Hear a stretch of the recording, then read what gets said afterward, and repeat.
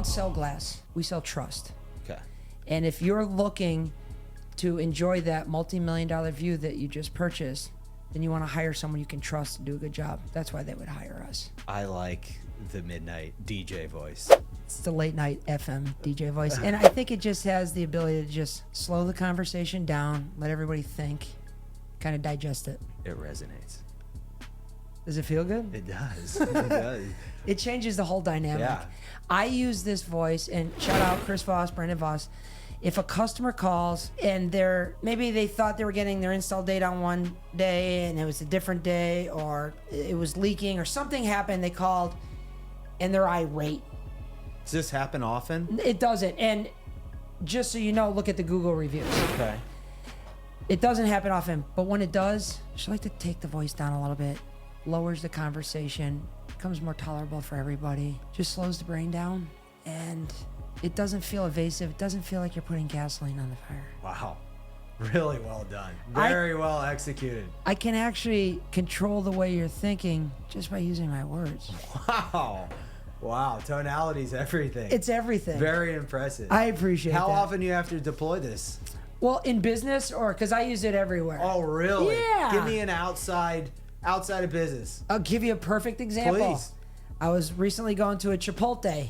Okay. Not the one in Fort Myers, by the way. Why recently. not? Yeah. I've seen that one in the news We lately. can talk about that later. I have a very large truck, and I like to back into my spots, but sometimes I go past the spot and then I back in. Well, I was going past it, and I think someone that was coming the other way thought they could just kind of scoot in there. Oh, they were going to snake your spot. They tried to. Obviously, you know me, that's not going to happen. I backed in. They ended up going 2 spots down, and on the way by, this person just felt necessary to kind of throw a jab out there with some anger behind it, visceral. What'd he say? You fucking asshole, small neck, You bad piece of hair. shit, Yeah. I'm gonna kill you. Yeah. And I said, it seems like you didn't think I was backing into that spot. And somebody who's angry hears somebody talking to that, it's almost like, oh my God, they're hurting, I need to help them, versus like, kick the horse with his tail. You were playing the wounded animal.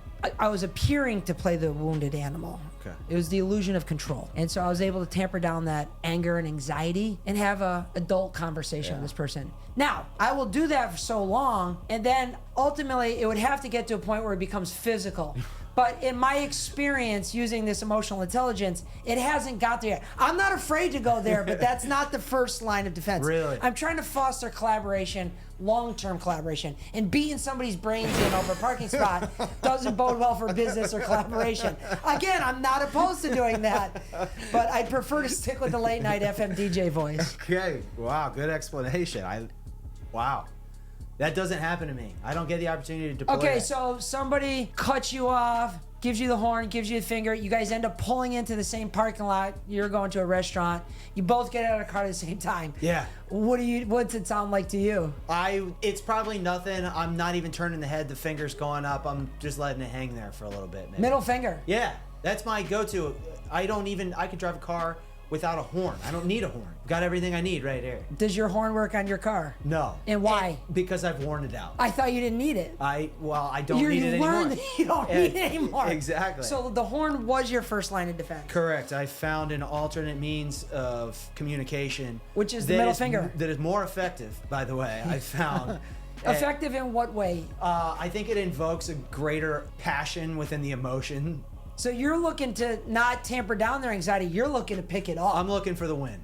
I'm trying to do something. Okay, so what does a win look like to you? I want to piss them off more than they've pissed me off. That's a win to you. That's a win to me. Now, is that something you're preaching within the factory? No, no. Okay, so you agree that philosophy within work and people you respect doesn't work. No. I think you would know this, that as leaders, oftentimes we have to absorb sentiment and emotion and deliver a message despite how we feel. And so blasting the horn in the middle finger, what message are you giving? I think the obvious unspoken message of giving the finger. So you're not trying to fix the solution or explain your position. You just want to pour gas on the fire. Well, there's very few situations that you outline that are actually going to happen that way. Normally on the roadway, I'm going one direction, he's going the other. We're not going to have the option to sit down and talk it out. Oh, you're not? No. Okay, and that's even just in town here. Yeah. Now, so to just play devil's advocate here, I know you guys happen to be up in Boston, and you're picking up a machine, you and Gary, And I heard that you had gotten a little scuffle there during that auction.